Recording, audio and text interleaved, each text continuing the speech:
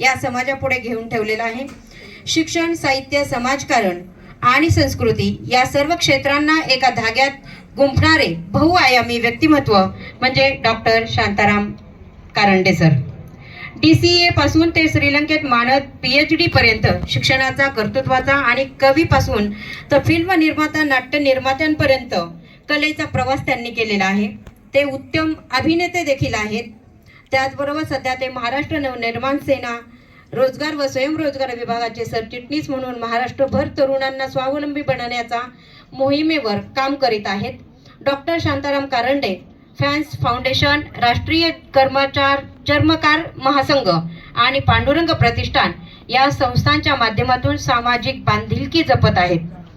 पत्रकारितेत महाराष्ट्र पत्रकार संघाचे मुंबईचे अध्यक्ष म्हणून ते काम पाहत आहेत। तसेच साहित्यात नक्षत्राचे देणं काव्यमंच सरचिटणीस म्हणून त्यांनी आपला कायमच या कार्यक्रमामध्ये ठसा उमटवलेला आहे।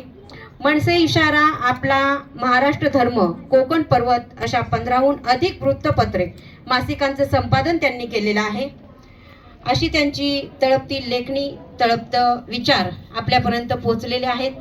त्याशिवाय इतर अनेक वृत्तपत्रातून, माध्यमांतून त्यांचे लिखाण समाजात प्रबोधन करण्याचे काम करत आहेत। लायन्स क्लबमधून, चित्रपट महामंडळाकडून 63हून अधिक संस्थांवर पदाधिकारी म्हणून त्यांनी काम केलेलं आहे। वन मॅन आर्मीचे जिवंत उदाहरण त्यांच्याकडून आपल्याला पाहायला मिळाले। असे हे डॉक्टर शांताराम कारंडे हे उद्योजक असले तरी कवी, लेखक, संपादक, वास्तुविशारद, विकासक, समाजसेवक, महाराष्ट्र नवनिर्माण सेनेचे राज्य पदाधिकारी आहेत। त्यांचे शेकडो लेख, 11 कविता संग्रह, 14 कथा संग्रह प्रकाशित आहेत। तसे डॉक्टर कारंडे हे फिल्म अभिनेते, लेखक, संकलक, निर्माता, दिग्दर्शक सुद्धा आहेत। त्यांनी आज तागायत 26 शॉर्ट फिल्म आणि 7 गाणी, 16 मराठी नाटकांची निर्मिती केलेली आहे।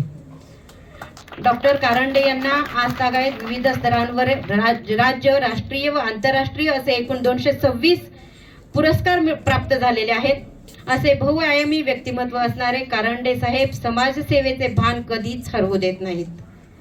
अशा या सन्माननीय शांताराम कारंडे सरांसाठी अगदी मनापासून टाळ्यांची जोर देऊया, दाद देऊया।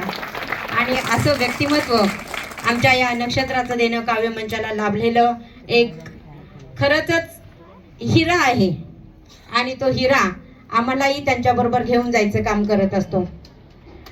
असं म्हणतात की माणसानं नेहमी सोन्यासारखं व्हावं, पण मी नेहमीच सांगत असते माणसाने सोन्यासारखं व्हायच्या ऐवजी सोनं गळ्यात घालाल, सोनं तिजोरीमध्ये ठेवाल, सोनं बँकेत ठेवाल, परंतु माणसानं परीस व्हावं आणि आपल्या सर्वांना जसं जपून ठेवतात असं शांताराम कारंडेंसारखं सर्वांना जपून ठेवावं, परीस व्हावं आणि या नक्षत्राचं देणं काव्यमंचाचा भाग म्हणून नेहमीच आम्हालाही उजळून टाकावं असं मी नेहमीच सांगत असते।